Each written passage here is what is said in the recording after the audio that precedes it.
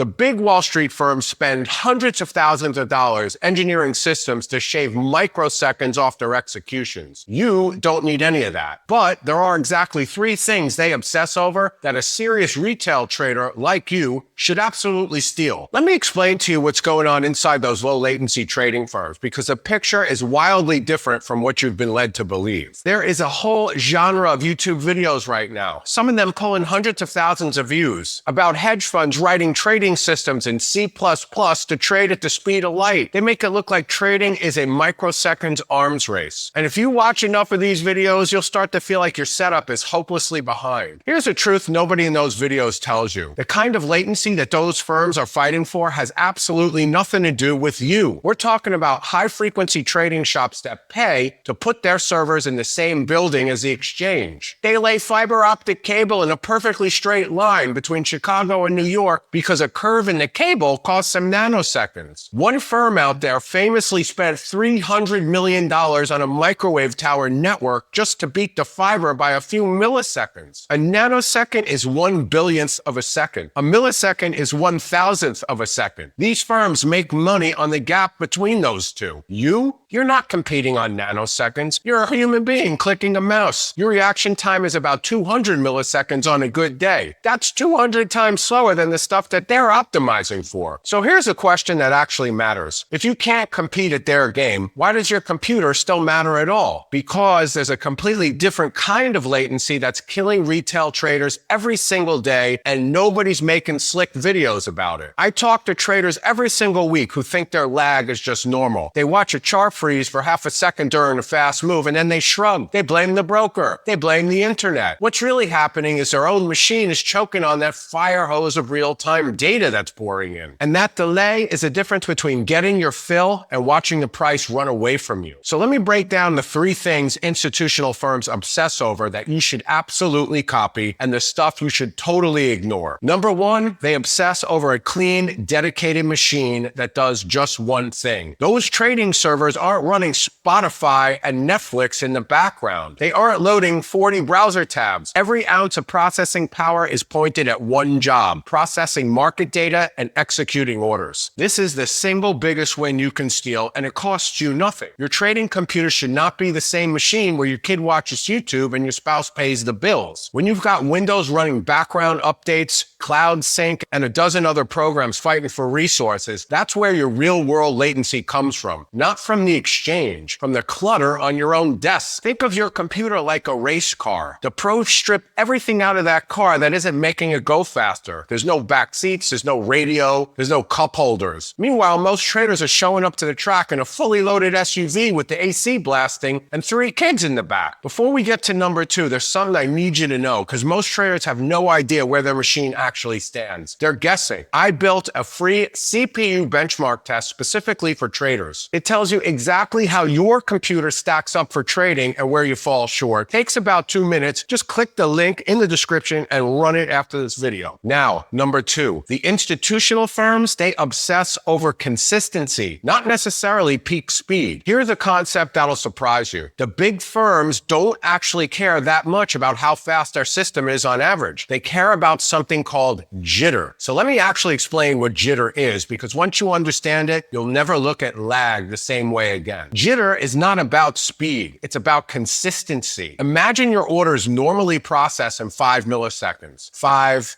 5, 5, 5. Nice and steady. Then out of nowhere, one order takes 50 milliseconds, then back to 5. That random, unpredictable spike is jitter. It's the variation in your timing, not the average of it. And here's why it's so dangerous. An average can lie to you. You can have a machine that averages a beautiful 5 milliseconds all day long and still get wrecked by the one order that randomly took 50, because that one bad spike always seems to land at the first possible moment. Averages hide the spikes. Jitter is the spike. For retail, jitter shows up at that moment right at the open, right at 9:31, when you've got 3 platforms open and the volume explodes, and suddenly your chart stutters and your order window goes gray for a beat. Your average performance might be fine, but it's that one bad moment, the exact wrong moment, that costs you. So, how do you test whether your own computer can handle those sudden bursts of market data? Keep it simple. Open Task Manager, Click the Performance tab and leave it visible on a second monitor during the market open. Run the same charts, scanners, indicators, and trading platforms you normally use. Watch the CPU, the memory, and the disk graphs between 9:30 and 9:45. Brief spikes are normal, but what you do not want to see is the CPU repeatedly hitting over 80, 90, or even 100%. You do not want to see your memory staying above roughly 80% or the disk getting pinned at 100% while your charts freeze or your platform becomes sluggish. If the graphs stay reasonably controlled and the platform remains responsive during the heaviest part of the session, your computer has enough headroom to process the data load consistently. If the machine stutters when volume explodes, that is not network jitter. That is your hardware or software falling behind. This is why the benchmark test I mentioned earlier really matters. It helps show whether your machine has enough processing power headroom before those peak load moments arise. Now, the fix isn't exotic. It's having enough headroom, a CPU that benchmarks well above your normal load so the spikes don't even phase it. The pros build in that headroom on purpose. And you should too. Number 3, institutions obsess over the path that the data actually travels. Inside those firms, engineers map out every single hop the market makes. They want the shortest, cleanest route from the exchange to their decision engine and back out. For you at home, that translates into 2 practical things. A wired Ethernet connection instead of Wi-Fi, and I know you've heard me say it a million times, and a network card that isn't a 10-year-old afterthought. Wi-Fi for trading is like trying to have a serious conversation in a crowded bar.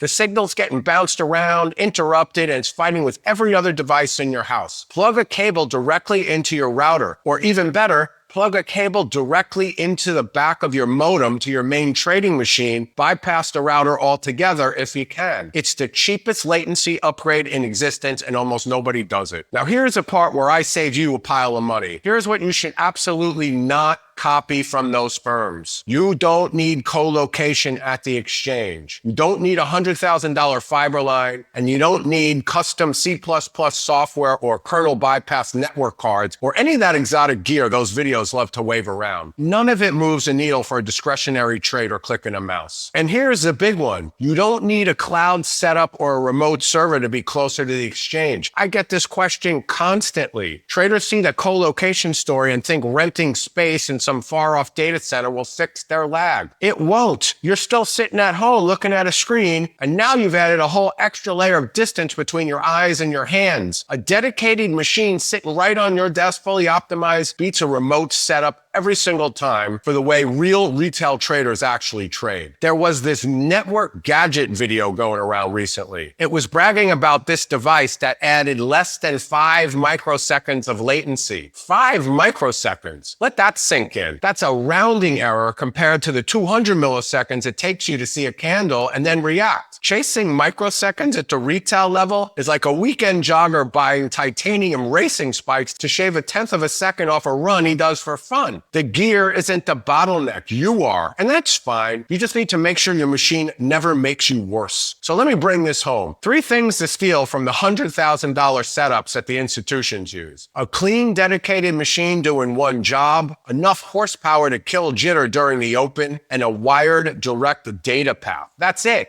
That's the whole playbook that actually applies to you. And if you want to know exactly what to look for in a trading computer, the specs, the components, what's worth your money, what's pure marketing, I put together a free, complete guide to trading computers. Go ahead and click the QR code on your screen, or you can grab it by clicking the link in the description. The firms with the deepest pockets in the world have already done the expensive experiment for you. They've figured out what actually matters. The smart move isn't to copy their budget, it's to copy their priorities and skip the parts that were never built for the way you trade. And hey, if this video helped you finally understand what's really slowing you down, do me a favor, hit the subscribe button. I keep putting out videos that cut through the hype and show you what actually moves a needle for your trading setup. Do you want to see what an absolute no compromise trading computer really looks like? Then watch this video on the ultimate computer for trading next. My name's Eddie Z. Thanks for watching. May the trend be with you.